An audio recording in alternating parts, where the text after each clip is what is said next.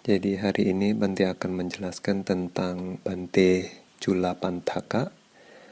Kenapa Bante memberikan cerita ini? Karena waktu itu kan di cerita Jataka Bante sudah jelaskan Cula Sethi Jataka ya. Nah Cula Sethi Jataka dijelaskan Buddha karena menyangkut sehubungan dengan Bante Culapantaka yang tidak hanya di kehidupan terakhirnya saja, di kehidupan zaman Buddha Gautama saja, Buddha pernah menolong Bante Culapantaka, tapi di kehidupan sebelumnya juga Buddha sudah pernah menolong Bante Culapantaka di kehidupan sebelumnya yang dia tadinya miskin ya, yang kalau kalian ingat dia tadinya ketemu mayat tikus atau tikus mati yang dia ketemu di jalan, terus dia mengikuti saran dari Buddha ya, terus ngambil, terus dia jual, terus dia dapat jaggery, terus dia akhirnya simulasikan, terus dia akumulasikan, jadi dia jadi orang kaya ya. Ingat nggak cerita Cula Sethi Jataka? Nah, lalu ada umat yang bertanya kenapa Bante Culapantaka jadi bodoh gitu kan, padahal di cerita itu kan kelihatannya dia bijaksana. Dan sebetulnya Bante Culapantaka itu bijaksana ya. Nah, tapi ada penyebabnya kenapa dia bodoh. Nah, di cerita kali ini Bante ingin jelaskan kenapa Bante Culapantaka bodoh ya. Nah, sebelum itu ya, jadi ceritanya agak panjang ya, kalau sampai selesai dari kelahiran Bante Culapantaka sampai beliau akhirnya menjadi arahat yang sakti, itu ceritanya agak panjang. Jadi Bante mungkin cerita sebagian di minggu ini, terus minggu depan lagi Bante akan habiskan sampai beliau menjadi arahat yang sakti ya. Nah, jadi di Rajagaha dulu, di sebuah kota ya namanya Rajagaha, waktu itu ada seorang juragan kaya, orang kaya ya, namanya Dana Sethi. Nah, kemudian juragan kaya ini dia punya seorang perempuan ya. Pada saat perempuan ini sudah mulai meranjak dewasa, si juragan kaya ini membuat anak perempuannya ini dibangunkan gitu ya, disuruh tinggal di sebuah bangunan 7 tingkat ya. Kalau di dalam Pali disebut sebagai pasada. Pasada itu seperti bangunan yang bertingkat gitu, berundak-undak.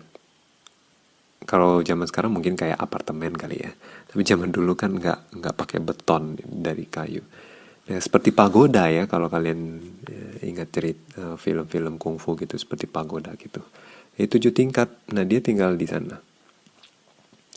Nah, jadi kayak agak dipingit dia itu. Jadi dia bosan di sana. Nah, akhirnya dia, pendek cerita ya, dia malah melakukan tindakan asusila dengan salah satu pekerja lelaki ya, yang dia sukai, yang melayani, yang membantu melayani di tempat dia itu ya. Nah, dia melakukan itu tindakan asusila, akhirnya punya anak, jadi mengandung gitu. Nah, tapi karena malu, takut ketahuan sama papanya gitu kan ya, jadi mereka berdua sepakat gitu, wah kalau ini ketahuan kita bisa mati nih, bisa dibunuh gitu. Karena sudah mengotori nama keluarganya ya, dari orang kaya. Jadi mereka takut kan, jadi lari mereka berdua. Jadi malam-malam melarikan diri ya. Nah, kemudian mereka tinggal di satu tempat jauh dari Rajagaha ya. Jadi di luar Rajagaha mereka tinggal. Kemudian seperti layaknya seorang suami istri, mereka tinggal serumah. Kemudian akhirnya punya anak ya, hamil besar kan. Nah, terus pas hamil besar ya, si anak perempuan ini dia berpikir, siapa? Bapak mana sih yang pada saat anaknya hamil besar itu nggak mau terima, nggak buka pintu rumahnya, terus meskipun anaknya pernah melakukan sebuah kesalahan gitu ya, lihat anaknya sekarang hamil besar, masa nggak mau menerima anaknya gitu kan, berpikir demikian. Jadi dia membujuk suaminya itu ya untuk balik ke rumah bapaknya gitu. Tapi suaminya juga takut gitu kan, terus malu juga, jadi mengundur, menunda gitu. Jadi nggak langsung diiyakan. Tapi waktu sudah hamil besar gitu ya, akhirnya perempuan ini berpikir, kalau kamu nggak mau pergi, saya pergi. Jadi dia pergi sendiri. Nah terus pas suaminya pulang, lihat istrinya nggak ada, terus tetangga bilang istrinya pulang ke Rajagaha gitu kan. Jadi dia kejar. Di jalan akhirnya betul istrinya itu udah melahirkan di jalan. Jadi waktu itu nggak sempat ke Rajagaha, akhirnya hamil di jalan, lahir di jalan ya, melahirkan di jalan. Nah itu sebabnya karena lahir di jalan, maka anaknya dikasih nama Pantaka. Pantaka itu adalah jalan ya. Patha itu adalah jalan. Nah jadi ini anak yang pertama lahir di jalan ya. Jadi keduanya berpikir, wah sudah lahir, jadi udahlah apa boleh buat, kita balik lagi, nggak usah ke rumah orang tua jadinya, balik lagi ke rumah mereka. Nah akhirnya seberjalannya waktu ya, punya hamil lagi anak yang kedua ya. Nah pada saat begitu juga dia mau balik lagi ke rumah orang tuanya, terus bujuk suaminya tadinya nggak mau, akhirnya dia melarikan diri sendiri. Terus dia mau pulang rumah, suaminya juga akhirnya nggak menemukan dia di rumah ya, dia kejar. Di perjalanan lahir lagi anak kedua. Nah jadinya punya anak dua-duanya lahir di jalan, dua-duanya dikasih nama Pantaka. Nah sebagaimana kan punya dua anak, jadi yang besar disebut sebagai Pantaka besar ya, yang kecil disebut sebagai Pantaka kecil. Jadi Maha Pantaka dan Cula Pantaka itu nama mereka. Jadi karena sudah lahir di jalan juga nggak berani lagi pulang ke rumah orang tuanya. Jadi balik lagi ke rumah asal mereka. Nah pada saat mereka udah tumbuh besar gitu kan, kedua anak ini bergaul sama anak-anak yang lainnya, sama anak tetangga. Terus dengar anak-anak yang lain itu panggil paman, bibi, terus panggil nenek, kakek gitu kan.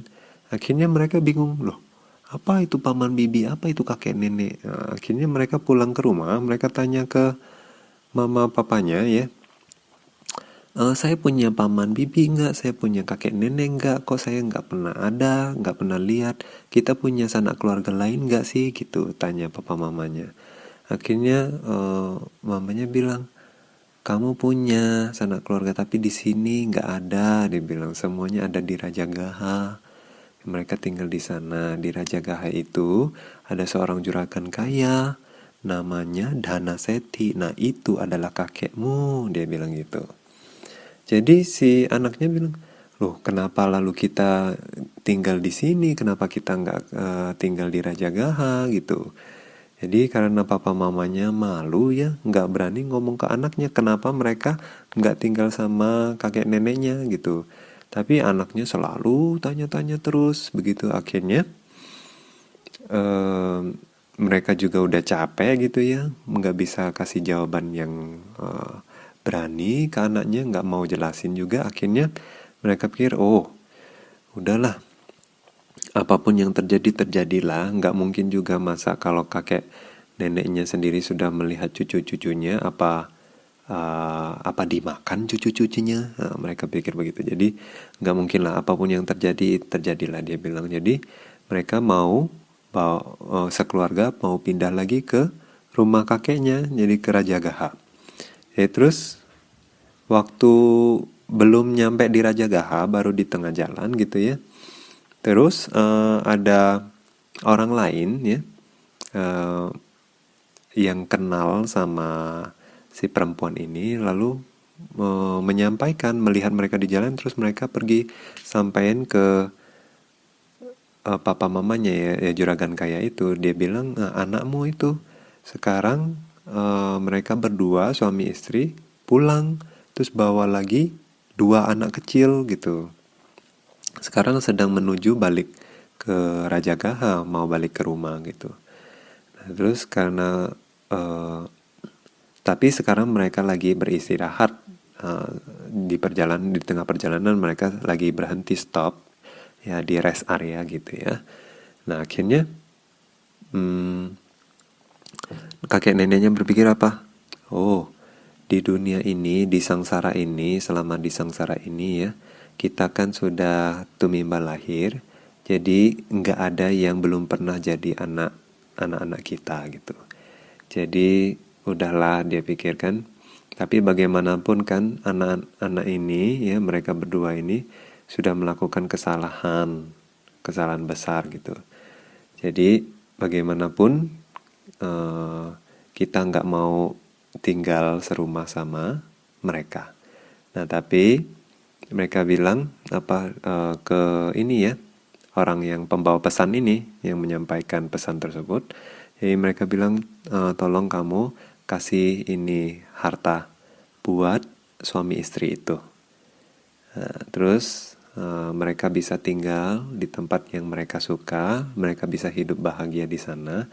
Tapi eh, kedua anaknya mereka boleh kirim ke sini gitu.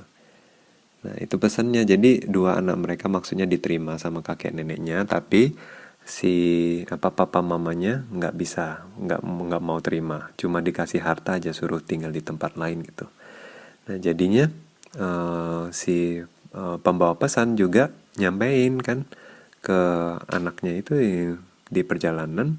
Terus akhirnya suami istri itu ya udah ngerti. Jadi hartanya diambil, terus kedua anaknya dikirim ke tempat kakek neneknya gitu. Nah udah akhirnya si Mahapantaka sama Culapantaka tinggal di rumah kakek neneknya, besar di sana. Kemudian Mahapantaka sama Culapantaka ini usianya cukup eh, agak jauh ya, agak cukup jauh. Jadi waktu eh, Mahapantaka ini suka ikut kakeknya itu pergi ke tempat Buddha itu dengar dhamma. Nah, gitu. Jadi selalu sering gitu ya, sering pergi ke wihara, dengar dhamma bareng sama kakeknya gitu, Mahapantaka yang besar ya. Jadi pada saat sering-sering dengar dhamma begitu, dia pun akhirnya tertarik, punya kecenderungan untuk jadi samanera. Nah waktu itu masih kecil ya. Waktu itu sudah ada peraturan bahwa di Winaya kalau mau jadi biku itu setidaknya umur harus 20 tahun. Nah, waktu itu sudah diturunkan peraturan seperti itu. Jadi dia waktu itu belum cukup 20 tahun. Jadi dia jadi samanera dulu. Sebelum dia jadi samanera ya baru ada keinginan itu. Terus dia ngomong sama kakeknya, kalau kakek izinkan saya ingin jadi samanera. Terus kakeknya bilang, oh saya izinkan gitu. Jangankan kamu, kalau orang lain aja saya izinkan jadi samanera, apalagi kamu, cucu saya sendiri gitu. Jadi diizinkan gitu. Nah, terus dibawa ke Buddha ya. Akhirnya Buddha juga tanya, ini anak kan sudah dapat izin belum? Terus kakeknya bilang lah ini cucu saya. Jadi saya izinkan untuk menjadi samanera dan dia juga mau jadi samanera. Jadi Buddha waktu itu menunjuk salah satu murid Buddha. Nah itu seorang biku untuk menabiskan dia jadi samanera. Udah dia jadi samanera, terus dia belajar meditasi, kemudian dia juga belajar Pali, dia juga belajar Tipitaka ya. Nah, terus waktu umurnya sudah 20 tahun dia jadi biku dan nggak lama setelah itu dia bermeditasi, berusaha jadi arahat dia. Nggak lama setelah itu jadi arahat di usia yang cukup muda ya, 20 tahunan.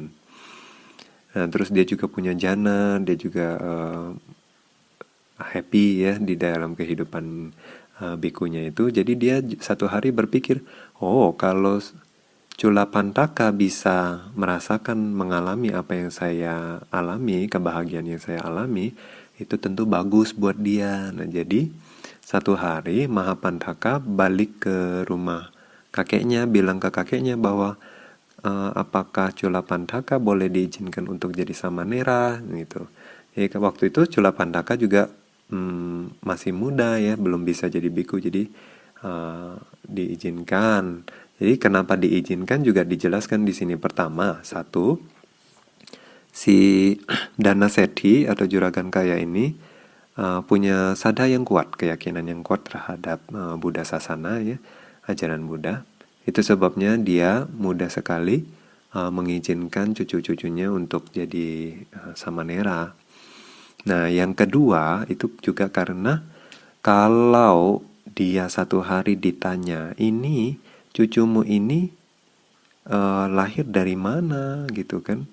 Nah, dia tuh malu kalau harus menjawab bahwa ini nih akibat perbuatan asusila dari anaknya, anak perempuannya, kan dia malu ngomong begitu. Jadi dia mudah sekali memberikan izin untuk cucunya jadi samanera gitu. Jadi waktu itu Mahapantaka bawalah Culapandaka yang sudah diizinin ini untuk mengambil sila jadi samanera. Nah, tapi waktu dia jadi samanera, kok tiba-tiba dia jadi lemot, dia jadi nggak pintar gitu.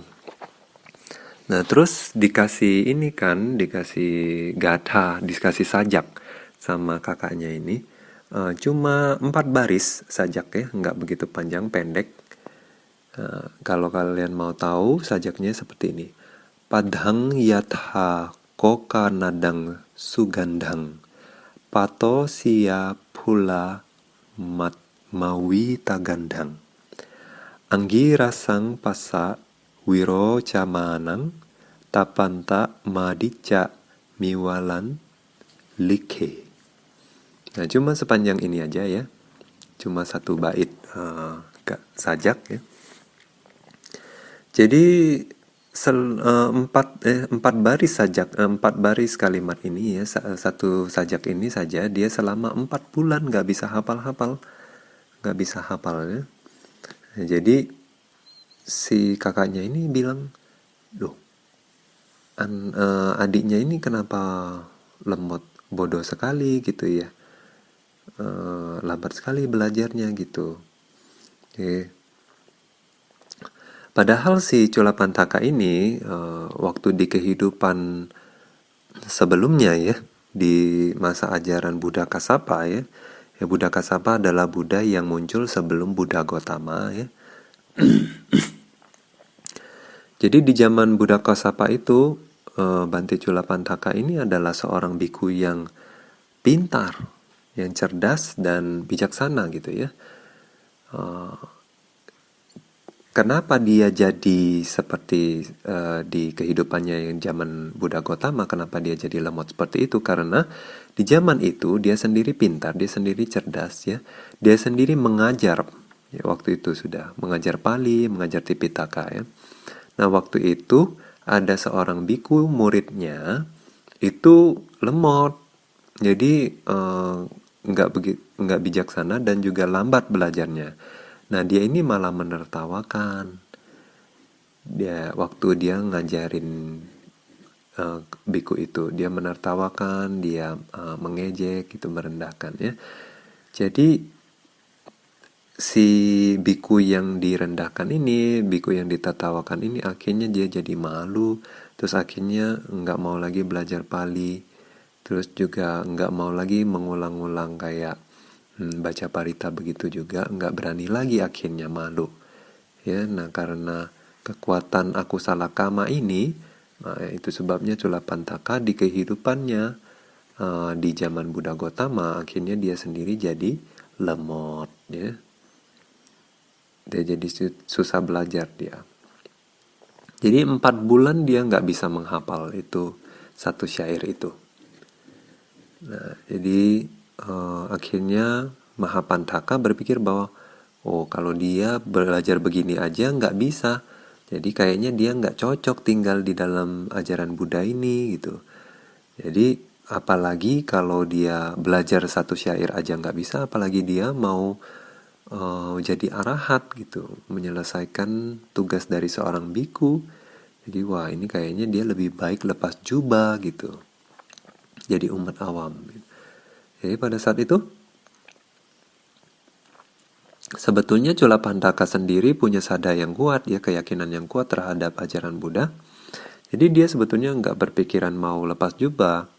Tapi waktu itu si Mahapantaka itu dia mendapat tugas, dia ada di dalam sangga dia punya tugas, ya tugasnya adalah uh, misalnya kalau ada umat datang ke sangga, ya itu mau mengundang makan.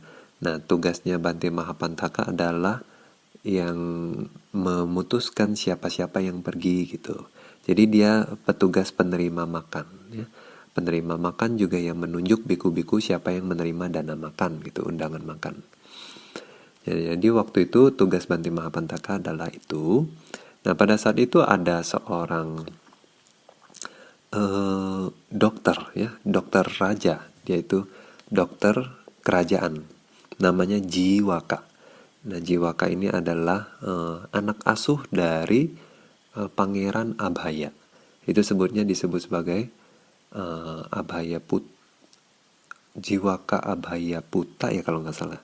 Sebutannya seperti itu. Jadi Jiwaka anak asuh dari Pangeran Abhaya. Nah, Jiwaka ini, ya, dia sendiri adalah pengikut Buddha. Dia juga akhirnya jadi Sotapanna, ya.